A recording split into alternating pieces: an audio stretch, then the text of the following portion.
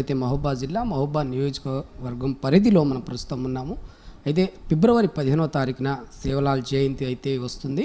ఆ జయంతిని పూర్తి స్థాయిలో గిరిజనులందరూ ఆదర్శ దైవంగా సేవాలాల్ మహారాజ్ని అయితే పూర్తి స్థాయిలో నిమగ్నమై సేవాలాల్ మహారాజ్ని కొలుచుకునే పరిస్థితి ఇది ప్రస్తుతంగా అయితే చూడొచ్చు. మనతో పాటు సీనియర్ డాక్టరు, దాంతోపాటు సేవాలాల్ మహారాజ్ సంబంధించిన పూర్తి డీటెయిల్స్గా అతను చాలా అజ్ఞానం చేశారు. సేవాలాల్ మహారాజ్ ఎక్కడి నుండి వచ్చారు, సేవాలాల్ మహారాజ్ అంటే ఎలా పరిచయం అయ్యారు అనే దాని మీద పూర్తి స్థాయిలో సార్ తెలిసి ఉన్న విషయాల్లో కొన్ని విషయాలు తెలుసుకునే ప్రయత్నం అయితే చేద్దాం. మనతో పాటు డాక్టర్ నెహ్రూ నాయక్ గారు ఉన్నారు. సార్ చెప్పండి సార్. నమస్తే సార్, నా పేరు సీతారాం సార్. నమస్తే టీవీ9 ప్రేక్షకులకు మరియు యాజమాన్యులందరికీ నమస్కారాలు తెలియజేస్తూ, ముఖ్యంగా భారతదేశంలో మనం చూసుకున్నట్టయితే మానవ సమాజం రెండుగా డివైడ్ అయి ఉంటుంది.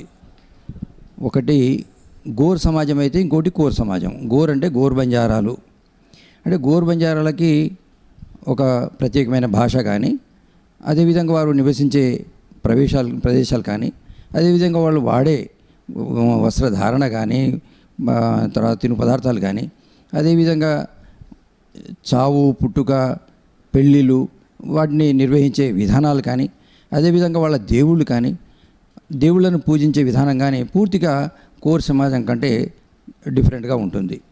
వాళ్ళు నివసించేది గ్రామాలకు దూరంగా తండాల్లో అయినా వాళ్ళ వేషధారణతో పాటు అనేక రకాలైన సంస్కృతులను వాళ్ళు అలవర్చుకొని మరి ఈరోజు భారతదేశం అభివృద్ధిలో వాళ్ళు కూడా పాల్పంచుకుంటూ ఉన్నారు. అయితే ఎప్పుడైతే సమాజం అంటే తండాలో అడవుల్లో ఉండే గోర్ ఊళ్ళకు దగ్గరగా వచ్చేసి కోర్ సమాజానికి దగ్గరికి వచ్చేసారో, అదేవిధంగా చదువుల పరంగా మరి విద్యావేత్తలు అయ్యారో, ఉద్యోగస్తులు అయ్యారో, కోర్ సమాజానికి దగ్గరైనప్పుడు వారు అనేక విషయాలను అవగాహన చేసుకొని తమ సంస్కృతి, తమ కులం, తమ ఆచార వ్యవహారాలు మనం ఎందుకు బయటికి తీసుకురాకూడదు, మన కులం గురించి కానీ అదేవిధంగా మన దేవుళ్ళ గురించి కానీ మనం ఎందుకు బయటికి తీసుకురాకూడదని చెప్పేసి అందరూ చదువుకున్న విద్యావేత్తలు అందరూ కూడా గోర్ బంజారా విద్యావేత్తలు మరి దాని గురించి ఆలోచించడం మొదలుపెట్టారు. కాబట్టే ఈరోజు మనం మన బంజారాలు కోరుకునేది ఒకటే, ప్రభుత్వ పరంగా ఏవైతే మరి జనరల్ పబ్లిక్ ఏవైతే చేస్తూ ఉన్నారో గిరిజనులు కూడా అంతో కొంత సహకారాలు అందిస్తూ ఉన్నారు. కానీ మనకు కావాల్సింది ఒక అభివృద్ధి. అంటే అభివృద్ధికి ఆటంకాలు కొన్ని ఉన్నాయి.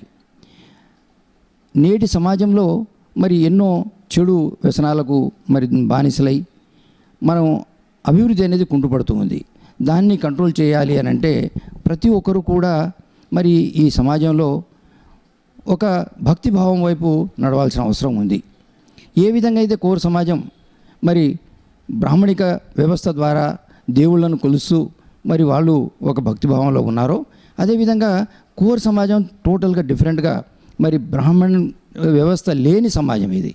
కాబట్టి వాళ్ళు ప్రకృతి ఆరాధకులు, ప్రకృతినే ఆరాధిస్తూ మరి రాయి ఉంటే రాయినే లేపి కూర్చోబెట్టి దాన్ని కడిగేసి అదే దేవునిగా, అదేవిధంగా ఒక చెట్టు ఉంటే చెట్టునే ఒక దేవతగా ఆ విధంగా భావించే ఈ గోర్ బంజారాలు వాళ్లకు ప్రత్యేకమైన దేవతలు 7 భవానీలని, 7 భవానీ అంటారు. అదేవిధంగా సేవాభాయ, ఈ ముఖ్యంగా 7 భవానీలు అదేవిధంగా సేవాభాయను మొదటి నుంచి తరతరాలుగా కొలుస్తూ వస్తున్నారు. ఏదైతే గోర్ బంజారాలు వాళ్ళ తల్లిదండ్రులనే తొలి గురువులుగా తొలి దేవుళ్ళుగా భావిస్తారు. వాళ్ళ ఇంట్లో ఏ శుభకార్యం జరిగినా కూడా వాళ్ళు ముఖ్యంగా ముందు కొలిచేది వాళ్ళ తల్లిదండ్రులనే. తల్లిదండ్రులను కొలిచిన తర్వాతనే ఏదైనా శుభకార్యం మొదలుపెట్టడం జరుగుతుంది. అందుకే ఈ 7 భవానీలని వాళ్ళ తల్లి సమానులుగా, అదేవిధంగా మరి సేవాభాయను తండ్రి సమానుడిగా భావించి తల్లిదండ్రులకు ఎప్పుడైతే పూజలు చేస్తూ ఉంటారో అదేవిధంగా భవానీల పూజలు కూడా చేస్తారు. అదేవిధంగా సేవాభాయ పూజ చేస్తూ వస్తున్నారు. టోటల్ భోగ్ భండారు అనే ఒక కార్యక్రమం సేవాలాల్ మహారాజ్కి చేస్తూ ఉంటారు. పూర్తి స్థాయిలో 5 రోజుల ముందు అంటే ఇప్పుడు ఫిబ్రవరి 15వ తారీఖు సేవాలాల్ మహారాజ్ జయంతిని చేసుకుంటున్నారు. 5 రోజుల కాలంలో భక్తి శ్రద్ధలతో సేవాలాల్ మహారాజ్ని కోల్చోలేకపోతున్నారు, పూజ చేయలేకపోతున్నారు. అందరు చదివారు, డాక్టర్లు, ఐఏఎస్లు, ఐపీఎస్లు అందరు ఉన్నారు.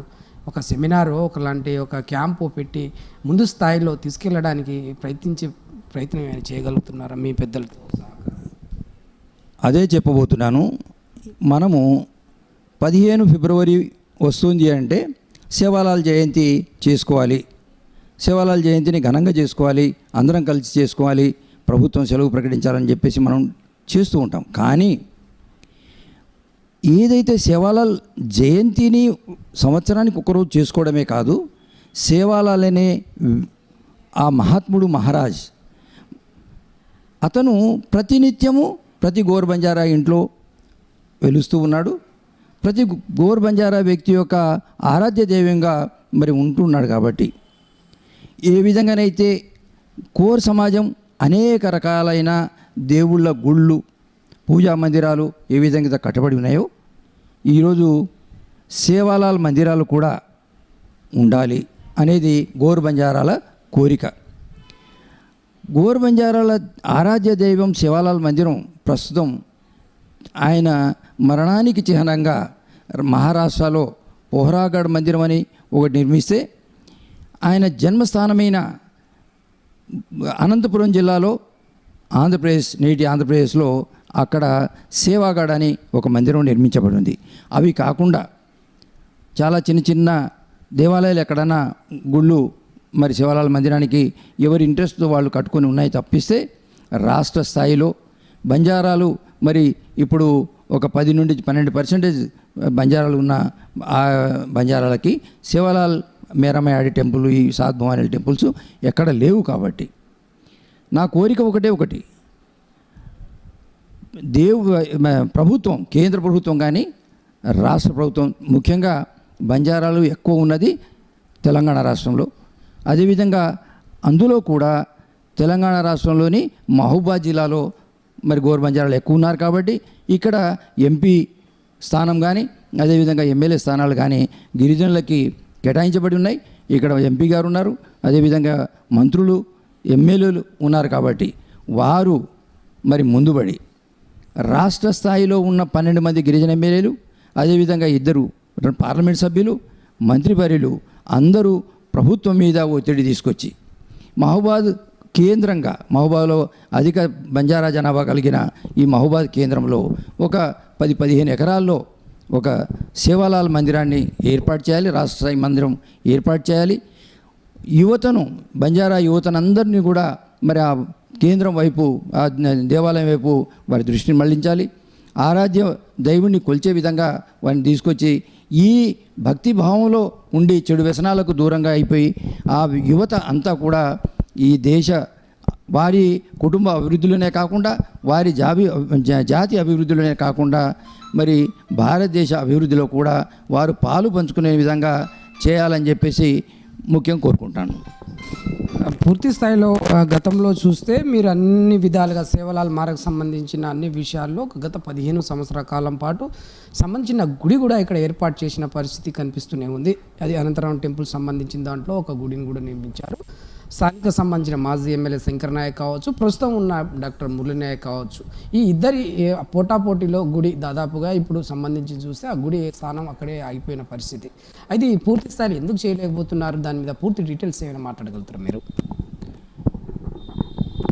ప్రభుత్వమే ముందుకొచ్చి కట్టాలి తప్పిస్తే ఎమ్మెల్యేలు ప్రయత్నం చేసి ఉండొచ్చు. ప్రభుత్వ పరంగా వాళ్ళు ప్రయత్నం అయితే చేశారు, కానీ పూర్తి లెవెల్లో కాకపోవడానికి కారణం ప్రభుత్వ సహకారం లేకపోవడం కావచ్చు.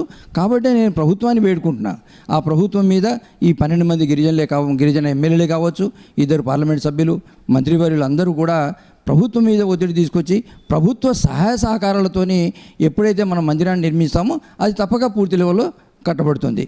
అప్పటి వరకు మనం ఏదైతే 15 ఫిబ్రవరి నాడు మనం జన్మదినాన్ని పురస్కరించుకొని జయంతి వేడుకలను చేసుకుంటున్నామో, నా మనవి ఒకటే, ఇందులో రాష్ట్ర స్థాయిలో ఉన్న విద్యార్థులందరూ కూడా, రాష్ట్ర స్థాయిలో ఉన్న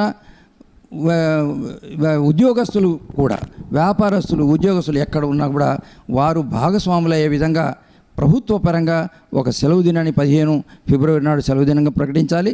రెండవది అది ప్రభుత్వమే అన్ని చోట్ల ఒకే రోజు ఆ జయంతిని ఏర్పాటు చేసే విధంగా సర్క్యులర్ ఇవ్వాలని చెప్పేసి కోరుకుంటున్నాను. ఇప్పుడు క్యాంపు ఇంకొక 4 రోజులు అంటే 15వ తారీఖు 4 రోజుల వ్యవధి ఉంది. ఆ వ్యవధిలో 4 రోజుల్లో క్యాంప్ ఒకటి ఏర్పాటు అంటే ఏ జిల్లాలో ఆ జిల్లాల్లో క్యాంప్ ఏర్పాటు చేసి సేవలాల్ మహారాజ్ జయంతిని ఘనంగా జరుపుకోవాలంటే పూర్తి స్థాయిలో భక్తి భావంతో ఉంటే కానీ ఆ భోగ్ బండారు కార్యక్రమం కావచ్చు ఇవి సంబంధించి క్యాంపు లేనిది కార్యక్రమం ముందుకు పోదనేది కొంతమంది చెప్తున్న పరిస్థితి. మీ దీని మీద మీరేమంటారు ఈ 4 రోజుల కాలంలో ఈ జిల్లా ఇప్పుడు 4 రోజుల్లో పూర్తి స్థాయిలో చేయడం అనేది టెంపరీ ఇష్యూయే కానీ నేను అడిగేది జీవితకాలం ప్రతి సంవత్సరం దీన్ని నిర్విఘ్నంగా నిర్వహించాలి అని అంటే రాష్ట్ర స్థాయిలో ఒక మందిరం, అదేవిధంగా జిల్లా స్థాయిలో కూడా ప్రతి చోట మందిరాలు కనుక ఏర్పాటు చేసినట్లయితే అది కంటిన్యూస్గా ఉంటుంది. అంతే తప్ప ఇప్పుడు మనం ఒక జయంతి వచ్చినప్పుడు ఒక మందిరం కానీ ఒక విగ్రహం కానీ ఉంటే డెఫినెట్గా అక్కడికి పోతాం, కొలుస్తాం, వస్తాం. కానీ నేను అడిగేది తప్పక రాష్ట్ర స్థాయి లెవెల్లోనే ఒక మందిరం ఏర్పాటు చేయాలి.